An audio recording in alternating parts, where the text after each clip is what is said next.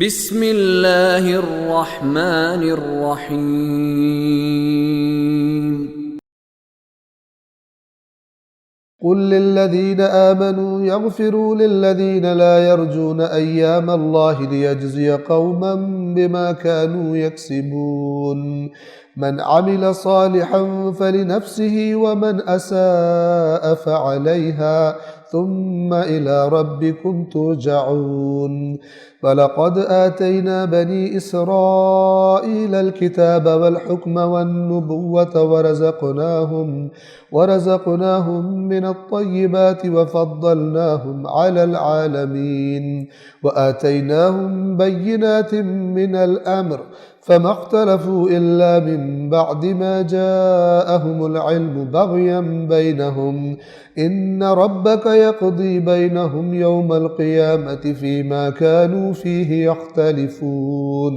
آیت نمبر 14 سے آگے جو بات ہو رہی ہے چند آیات میں، وہ کیا ہے کہ جب رسول اللہ نے دین کا کام شروع کیا، ظاہر بات ہے مکی سورہ یا مکہ مکرمہ میں نازل ہوئی، تو بعض اوقات جب ایک گروہ ایمان لے آیا تھا، کافروں سے جب بات ہوتی تھی تو کافر توہین کرتے تھے رسول اللہ کی، یا دین کی بات کا مذاق اڑایا یا طنز کیا، تو بعض جو مومنین تھے ان سے برداشت نہیں ہوتا تھا، اور وہ مثلا جھگڑے والی صورتحال اور لڑ پڑنا اور اس طرح ہو جاتے تھے، جذبات میں آ جاتے تھے، تو ان کو ان کے بارے میں اللہ تبارک و تعالی اپنے رسول سے فرماتا ہے کہ قل، اے رسول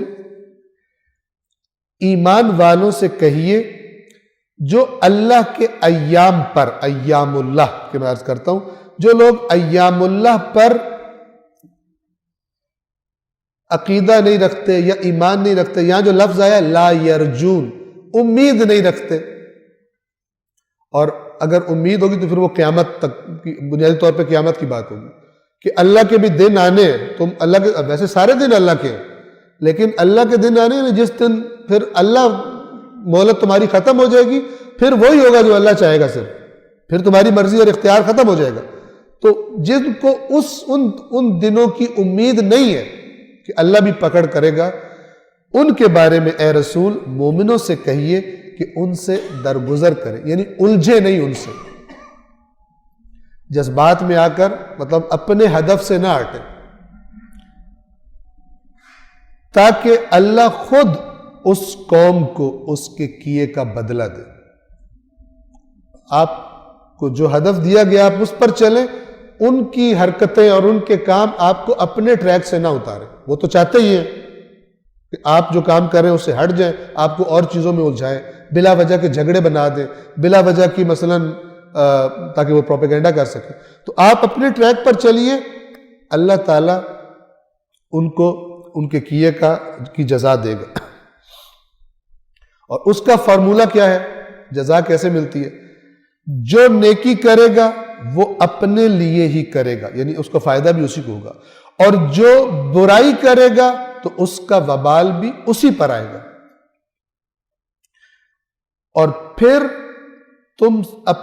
تم اپنے رب کی طرف لوٹائے جاؤ گے، یعنی اینڈ یہ ہے انا للہ و انا الیہ راجعون، اینڈ یہ ہے کہ تم وہاں پر پلٹائے جاؤ گے اپنے رب کی طرف، اپنے پالنے والے کی طرف۔ اس کے بعد بنی اسرائیل کا تذکرہ ہے کہ ان کو جو ہم اب تمہیں دے رہے ہیں، تمہیں دے کے آزما رہے ہیں، نبی ہمارا تمہارے پاس آیا ہے، قرآن ہم نے تمہیں یہ کتاب دی ہے، اسی طرح ہم نے پہلے بھی نبی بھیجا تھا، اور ہم نے جو فضیلتیں تمہیں دے رہے ہیں، تمہیں اب بہترین امت ہم مثلا کہہ رہے ہیں، اس سے پہلے اور لوگ تھے، ایک قوم گزری ہے، ان کو بھی ہم نے اس زمانے کے تمام لوگوں پر، مخلوقات پر فضیلت دی تھی، کیونکہ ہمارا نبی ان کے درمیان تھا اور ہماری کتاب ان کی طرف نازل ہوئی تھی، بنی اسرائیل۔ اور یقیناً ہم نے بنی اسرائیل کو کتاب، حکمت، نبوت اور پاکیزہ چیزوں کا رزق عطا کیا تھا، اور ہم نے انہیں عالمین پر، اہل عالم پر فضیلت دی تھی، اور ہم نے انہیں امر دین کے بارے میں، یعنی امر دین یعنی دین کا حکم، دین کا پیغام کچھ بھی اس کا ترجمہ کیا جا سکتا ہے. ہم نے انہیں امر دین کے بارے میں واضح نشانیاں، واضح دلائل، واضح نشانیاں عطا کی تھی. تو انہوں نے اپنے پاس علم آ جانے کے بعد آپس کی ضد میں اختلاف کیا. توجہ فرمائیے گا، یہ قرآن مجید جو اختلاف کا سبب بناتا ہے، ایک اختلاف ہے جو لازمہ ہے، کسی کی انفارمیشن دوسرے کی انفارمیشن سے ڈفر کرتی ہے، وہ اختلاف کرے. ایک ہے اختلاف پر لڑائی اور جدائی، تفرقہ، یہ اور چیز.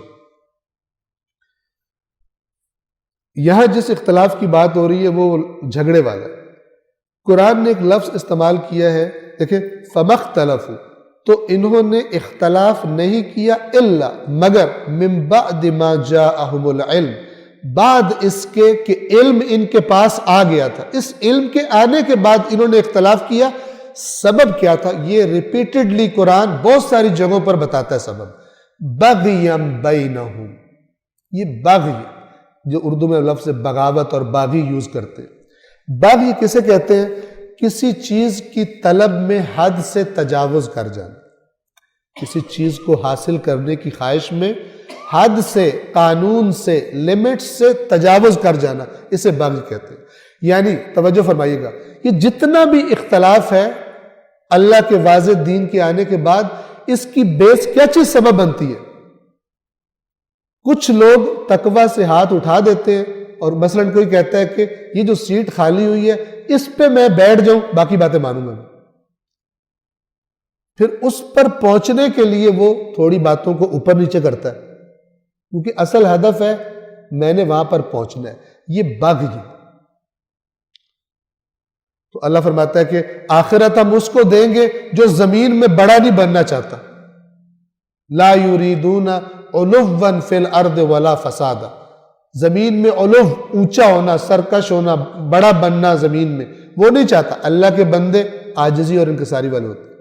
تو یہ بڑا بننے کی میں ہی ہوں، میں ہی ہوں، یہ جتنا بھی علم رکھتا ہے انسان، چاہے سارا علم اس کے پاس ہو، لیکن خواہش کا کوئی کیا کرے مگر یہ کہ خواہش کو کنٹرول کرے، مگر یہ کہ انسان خواہش کو کنٹرول کرے.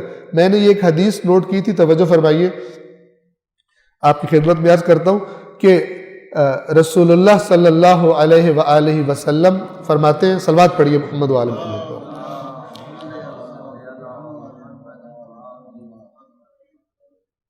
کیا فرمان ہے؟ توجہ کریں. آسمان کے نیچے خدا کے مقابلے میں کسی چیز کی عبادت ہوائے نفس سے زیادہ نہیں کی گئی.